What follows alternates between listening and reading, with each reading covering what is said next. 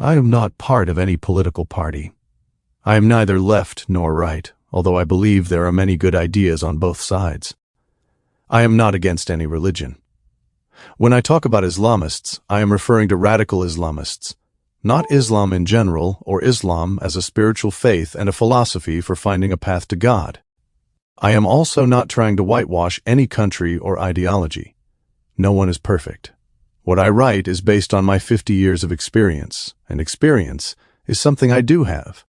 The reason I am writing this is that I see a grave danger that many people do not recognize. Even worse, many are unknowingly contributing to it.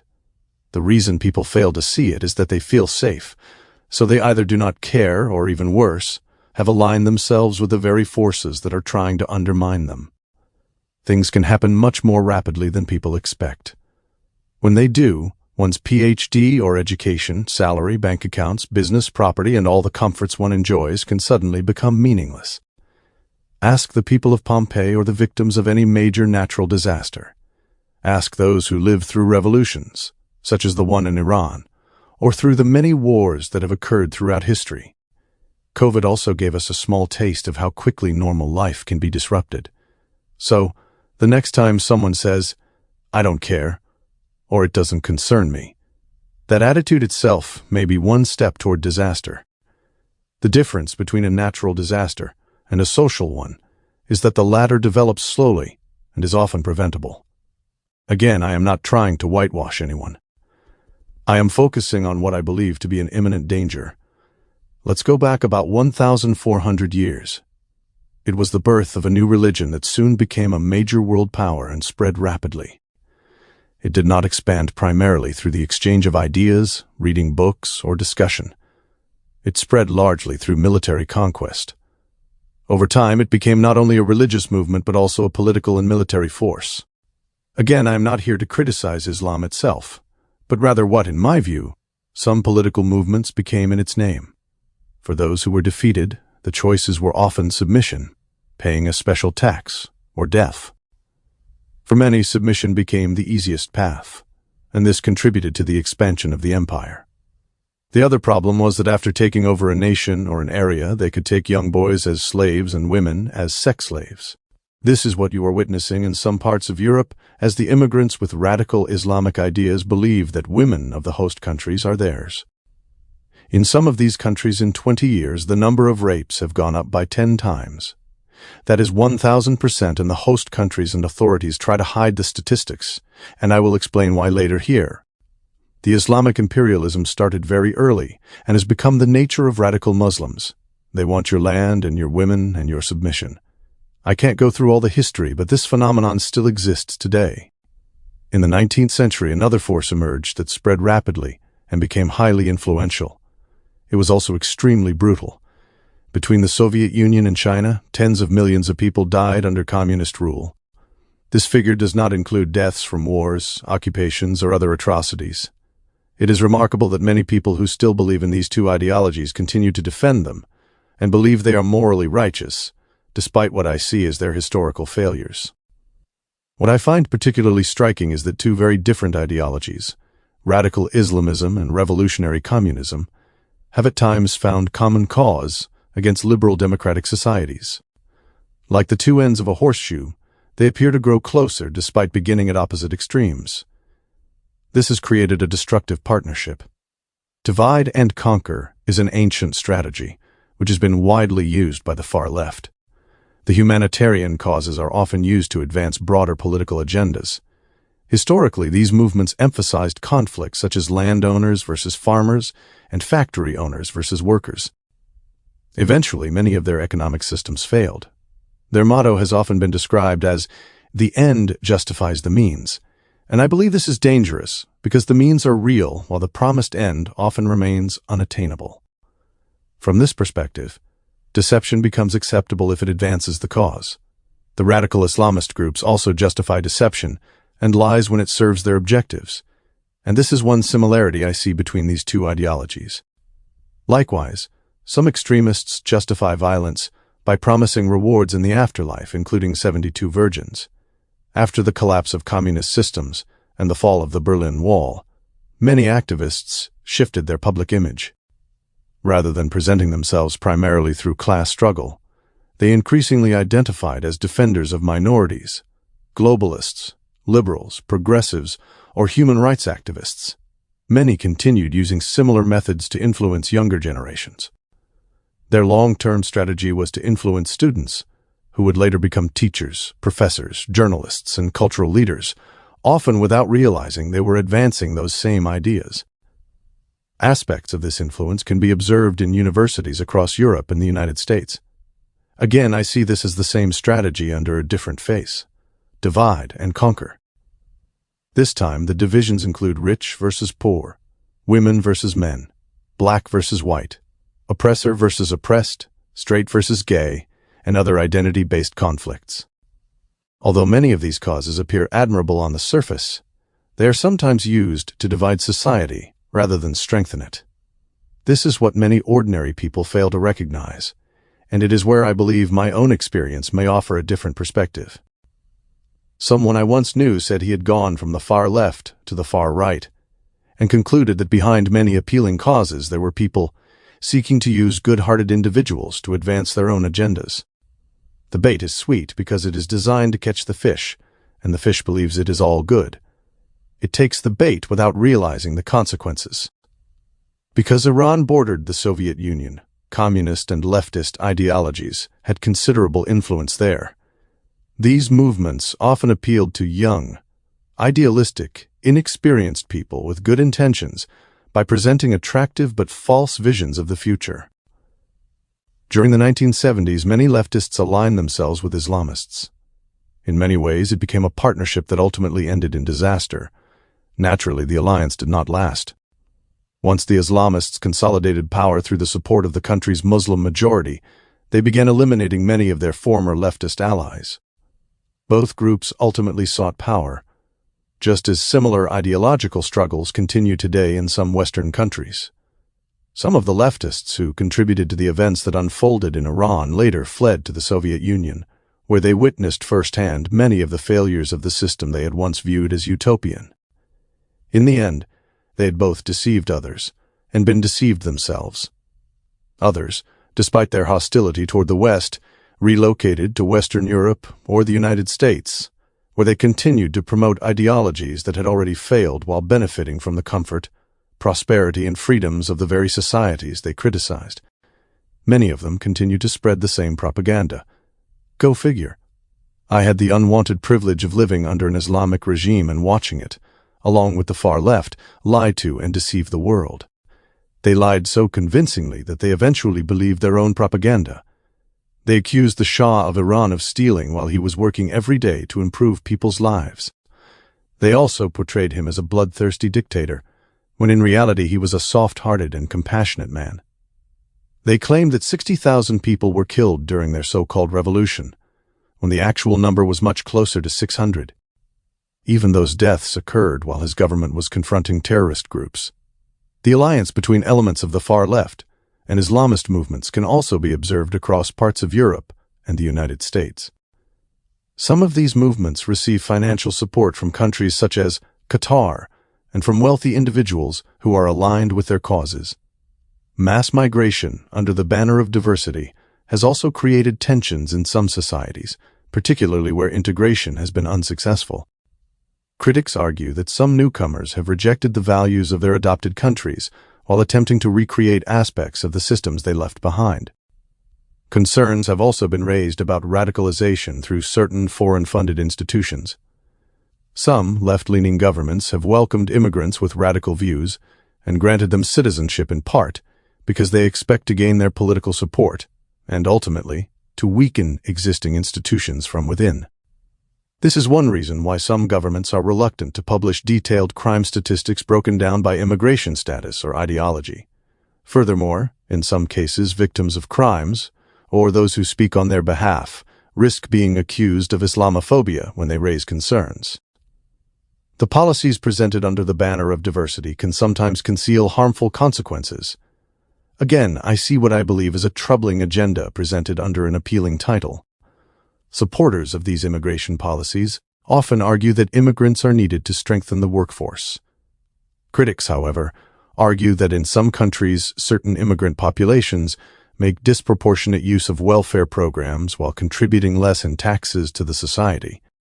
According to this view, public funds collected from taxpayers are also supporting higher birth rates among the Muslim immigrants, which may eventually alter the demographic balance through population growth.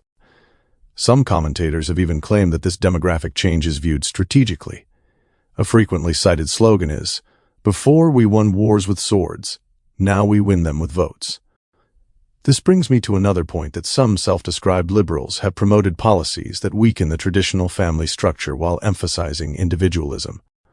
As a result, native-born populations in some Western countries are having fewer children, while immigrant communities often have larger families, contributing to long-term demographic change. Mamdani reminds many of us who have lived through similar experiences of Khomeini, who came to power with promises of free housing, free water, free electricity, and many other benefits.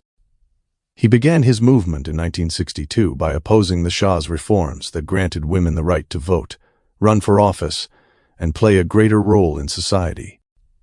The irony is that, 16 years later, many of those same women protested against the very king who had expanded their rights and instead supported the cleric who would go on to restrict many of those freedoms. Many of them were considered intellectuals. To me, this was like turkeys voting for Thanksgiving. I see a similar pattern among some New York City voters today. Again, turkeys voting for Thanksgiving. Likewise, I compare it to movements such as Gays for Gaza, where they would literally be killed. Personally, I think Mamdani's election could ultimately prove beneficial because he can potentially save the country since his lies will be exposed and people around the world can see he would take the city down. In a meeting in a mosque where Mamdani gave speech, the imam recited a prayer in which it said, "Kill the infidels by sword." That is their goal, to kill almost everyone in the world, and the so-called liberals and the ones who voted for him thought how nice and spiritual. They have no idea. They thought they were promoting diversity. Looking at the Israeli-Palestinian conflict, many wonder why peace has remained so elusive despite decades of negotiations while other global conflicts have been resolved. Israel is the second line to be conquered by the evil alliance. It is not about land. The first line was the imperial Iran. The third is Europe, and the final is the US. This is why the liberal and left-wing media is not covering the atrocities and mass murdering in Iran. They don't want to give back what they conquered. Yasser Arafat played a major historical role in the Israeli-Palestinian conflict. Some argue that opportunities for peace were missed because continuing the conflict became politically advantageous. Others believe that revolutionary movements around the world romanticized perpetual resistance, drawing inspiration from figures such as Che Guevara and Fidel Castro. Arafat died leaving behind his wife, his daughter, and reports that he had accumulated significant personal wealth. Generations of Palestinians suffered while political leaders and ideological movements prolonged the conflict instead of pursuing lasting reconciliation.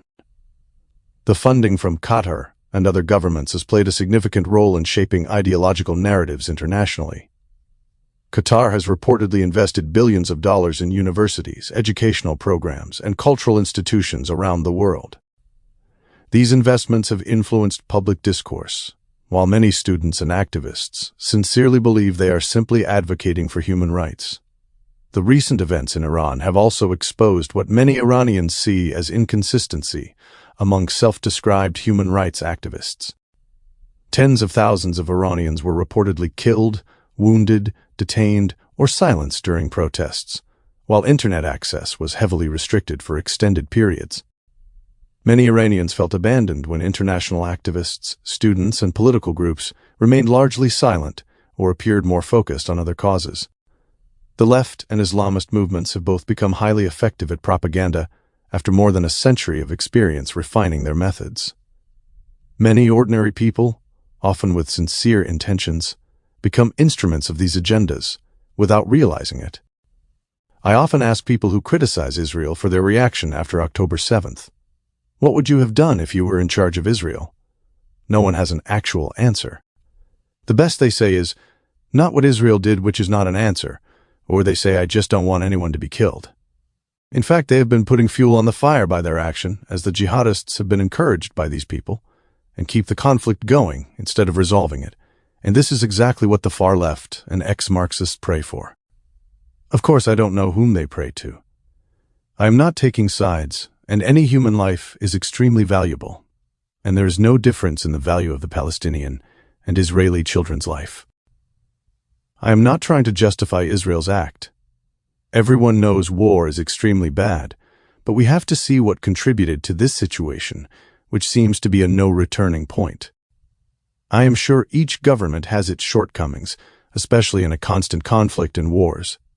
Let's look at the propaganda. 1. Israel is committing genocide. If genocide is to reduce the population, then Israel is doing a very bad job, as the population of Gaza has doubled in 20 years and is still increasing. 2. Israel is an apartheid country. There are 2 million Arabs living very comfortably in Israel, and they could be anything they want to be, even a member of the parliament. They do not blow themselves up to kill other people or have hatred for Israel. Wouldn't that make sense to start from the Arabs who live in Israel if you are an apartheid state? 3. It is about land and Greater Israel. In 1967, Israel had 3 times the territory, including Gaza and West Bank, and gave them all back. Wouldn't that make sense to keep some? The Israeli people want peace, so they can raise their families without living under the constant threat of rocket attacks or having to run to bomb shelters. For most Israelis, the primary concern is peace and security rather than acquiring more land. Again, I know many kind-hearted people who are passionately opposed to Israel instead of focusing primarily on achieving peace. During the Iran-Iraq War, the regime hoped to defeat Saddam Hussein and then turn its attention toward Israel.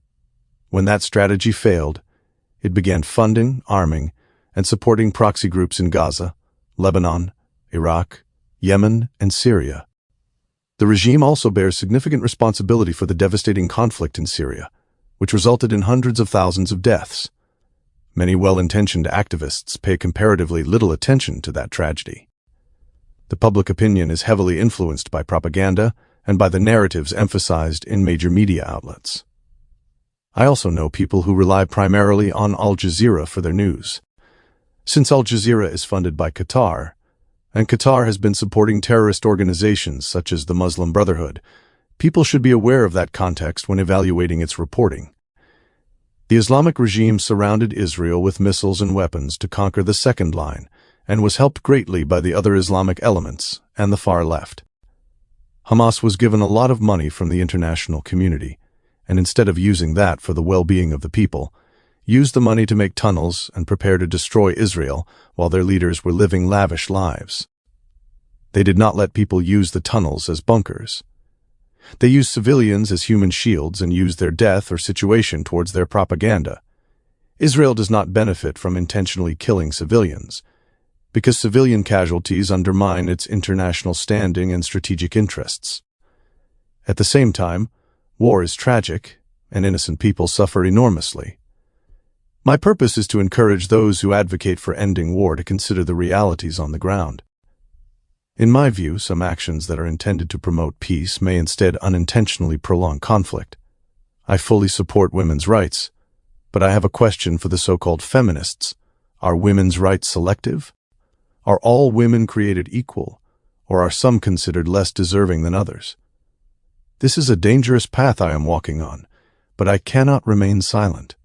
The so-called feminists raise hell over relatively minor issues, while more than 20 million Afghan women cannot even leave their homes without the permission of a male guardian, or without being accompanied by a man. That is before even talking about going to school, pursuing a career, or living a normal life. They actually sell the young girls, and have an old man marry kids as young as 9 years old. Sickening. Real sickening. Where are the feminists? Where are the champions of equal rights fighting to save women across the parts of the Islamic world governed by Sharia law? Why do leftists justify these horrendous abuses by dismissing them as their culture? I'd better stop here, because many people living in the free world who call themselves human rights activists either seek to create division and advance their own agenda, or simply want to feel good about themselves. There is nothing noble about abandoning the women of Afghanistan to their fate. Hatred has far more power and energy than love, and it has been used by the left and Islamists to undermine society. Their propaganda targets kind-hearted people and those who want to feel morally righteous. It persuades them to hate a country, a group, a system, or certain individuals, creating negative energy that can then be weaponized. I often talk to people about the tens of thousands of people who were massacred on the streets of Iran in less than 2 days. It is astonishing how some people justify it. One person responded, "ICE is killing people on the streets." So in their minds, their hatred of ICE and the system justifies the mass killing of unarmed people on the streets of Iran. I receive many similar reactions. Human rights and human lives become selective, and these self-righteous people construct a reality driven by hatred. Now I would like to talk to people living in the free world, especially in the United States. The Islamist and jihadists' final goal is to destroy the Western world and ultimately the U.S. The Islamic regime occupying Iran started with the slogan and chanting "Death to America and Death to Israel," and called the United States as the Great Satan. As they understood, the only power who can stop their conquest is the United States of America. They have actively pursued their plans and used terrorism as a tool to attack. They also have developed nuclear and missile capabilities to use against the West, especially the U.S. They have shown the intentions to do so by attacking Israel and many countries around the region. So if they can reach it, they will do it. None of the so-called liberals asked why they were attacking 8 countries that were not involved in the war. The Islamic regime does not care. They want to destroy as many people as they can so their Messiah comes and kills all the infidels, a concept that people living in free societies cannot relate to and therefore don't see the danger approaching. I want to talk about my friends in the U.S. and why they don't see the danger, and they are protesting or advocating for the same people who want them slaved or dead. A big reason is that they have lived in a relatively safe and prosperous area. Had they been living in, say, Iran, Afghanistan, or Somalia, they would not have been acting the way they do. They would be trying to save their lives rather than complaining about the way of life in Europe or the U.S. They have no idea what they are signing up for. A couple of years under the Taliban, and the reality would hit big time. They are actually going against the system that provided the safety and comfort. They just don't know. Many people also want to be on the good side because it makes them feel good about themselves. That is how they fall into the trap, and in the name of peace and human rights, end up doing the bidding of evil.